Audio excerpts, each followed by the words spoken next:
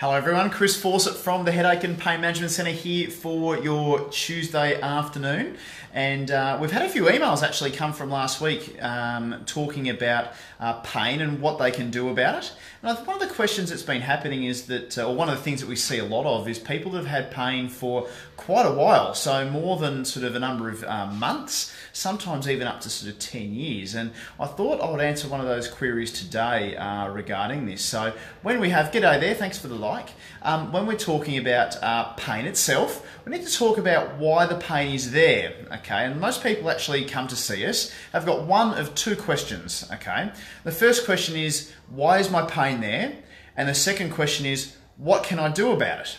Okay, now if you've, had a broken arm or got something where you know what the pain is, typically people generally don't worry too much about that. They don't really kind of come to see us for that because, well, they know what the pain is, they know how to manage it, and things are going on okay. But a lot of people that come to see us actually come to see us because they don't know why the pain's there, nor do they know what it is to do about it. So today I'm going to start embarking on a bit of a journey to talk about what happens in your brain when you have pain for any longer than a few weeks, because it's actually really startling what the research is saying about all of this stuff actually happening. So when we're talking about pain, just in general, the research now shows about pain that pain and tissue damage, they're not related. Okay, so what we used to think is that if we had pain, that something must be wrong.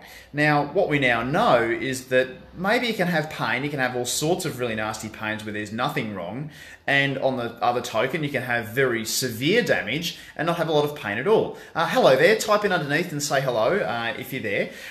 So basically, tissue damage and pain aren't necessarily related to one another, and that's been a really startling sort of, if you like, discovery, because it's changing the way that we're actually dealing with people with pain and trying to work out why pain is there. So a lot of people actually have what I call a pain problem rather than a tissue problem. Okay, so a pain problem rather than a tissue problem. Now, what does that mean? And it's kind of confusing to sort of talk about at the start, but I'll do my best today to sort of explain to you in short. So what we now know about pain is that pain is a protector. Okay, so the reason why we have pain in the first place is so our brain and nervous system can talk about protecting us. Okay, so if we have some pain, it's basically our brain saying that the evidence of danger is greater than the evidence that it has for safety.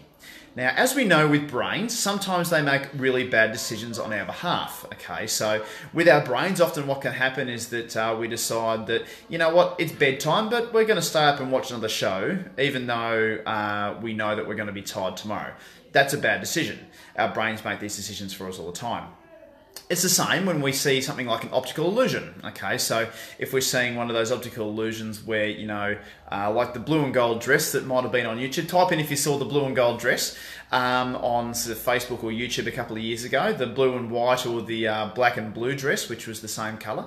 So often our brains get things wrong and they get the information going up to the brain not being quite right.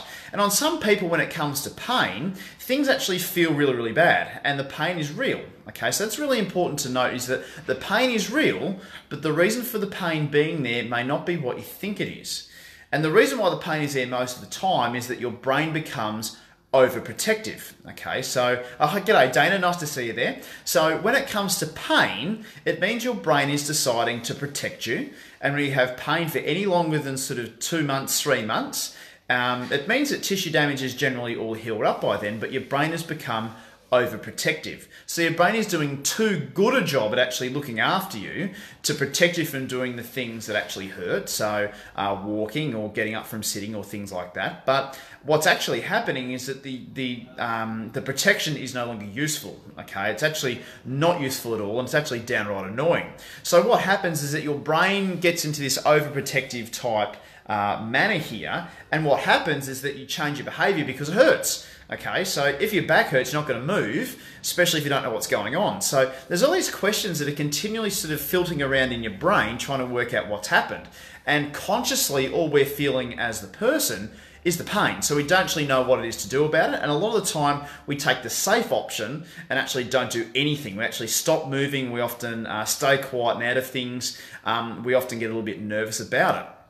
it's actually understanding how pain works, which is the biggest thing that actually gets people better. Because if we know what the problem actually is, then it means you're able to actually confidently treat it, or we can confidently change your lifestyle or change a couple of things, change some thoughts even, to actually get you going back to doing the things that you need to do once again because of that. So basically the main thing I want to say today is that pain does not equal tissue damage, okay, even though that we used to think that it is. So pain doesn't equal tissue damage, and pain is basically a signal from your brain saying that you need protection right now, even if the reality is that you don't need protection.